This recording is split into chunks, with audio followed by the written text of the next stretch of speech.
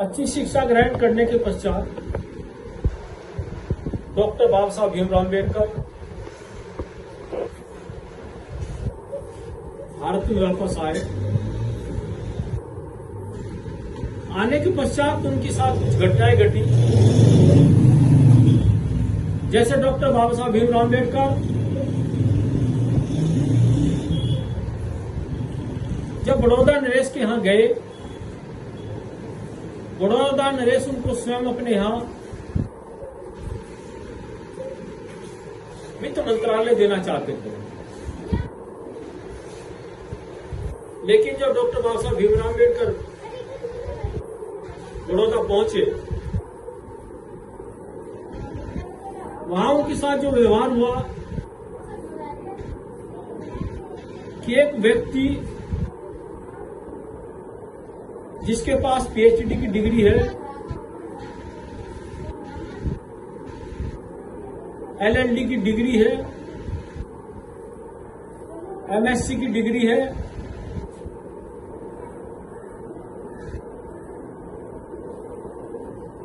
ये सब डिग्री होने के पश्चात भी जब बड़ौदा नरेश के यहां पहुंचते हैं तो चपरासी भी दूर से फाइल फेंकता है, पानी पिलाना नहीं चाहता है। इससे साबित होता है कि अस्पृश्यता इतनी खतरनाक थी कि ये अनपढ़ों का विषय है, बल्कि पढ़े लिखने के पश्चात भी व्यवहार। ये धन का भी विषय नहीं था, चूंकि बाबू जगदेव राम के पास 1500 बीघे जमीन थी, धनाढ्य व्यक्ति थे, जिम्मेदार थे, लेकिन तब भी उनके साथ भी अस्पृश्यता होती थी। बचपन की घटनाएं वो भी इनको झकझोरती थी। दूसरा, अमेरिका के अंदर, इंग्लैंड के अंदर रहे, जर्मनी में रहे,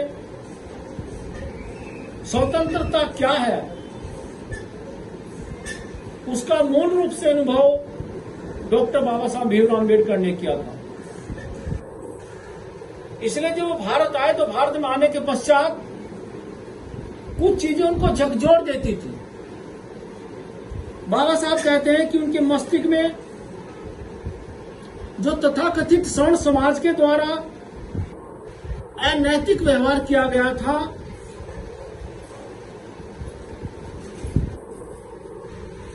जुल्म किए गए थे, अन्याय किए गए थे, अनेकों बार चाहते भी वो हृदय की गहराइयों में बड़े घाव घर चुके थे। वो घाव इतने गहरे थे कि चाहते हुए भी बाबा साहब नहीं भूल पा रहे थे। बाबा साहब आगे कहते हैं कि ये एक किस्म से गुप्त मानसिक क्रांति थी, जो दिल के अंदर भी, हृदय के अंदर भी, शरीर के अंदर ही बार बार चुभती थी, टकराती थी। संवेदना और वेदनाएं, मान सम्मान और प्रतिष्ठा, इन सब के लिए हृदय के अंदर तरंगे उत्पन्न करती रहती थी, ज्वालामुखी के रूप में वो उठती थी। आखिर सब कुछ होने के बाद भी शिक्षा के क्षेत्र में भी, आर्थिक दृष्टि से भी ये अस्पृश्यता फिर भी कायम है। स्थिति यहां तक दुखदायी थी कि यदि कोई व्यक्ति किसी अस्पृश्य व्यक्ति के साथ घूमने चला जाता था, जैसे एक उदाहरण आता है कि एक बार एक लड़की अपने मित्र अस्पृश्य के साथ कहीं घूमने चली गई। जब वो घूम कर आई तो स्पर्श के साथ आई है, इसलिए उसके साथ बुरा व्यवहार किया गया। गाय के गोबर से स्नान कराया गया, गाय का गोबर के साथ साथ उसका पेशाब उसको पिलाया गया, और तब कहा गया कि इसकी अस्पृश्यता दूर हो चुकी है। तालाबों के अंदर भी यदि किसी अस्पृश्य ने हाथ डाल दिया या पानी पी लिया तो उस परिस्थिति के अंदर भी हुआ करता था, ये जल दूषित हो चुका है। तब योजना बनती थी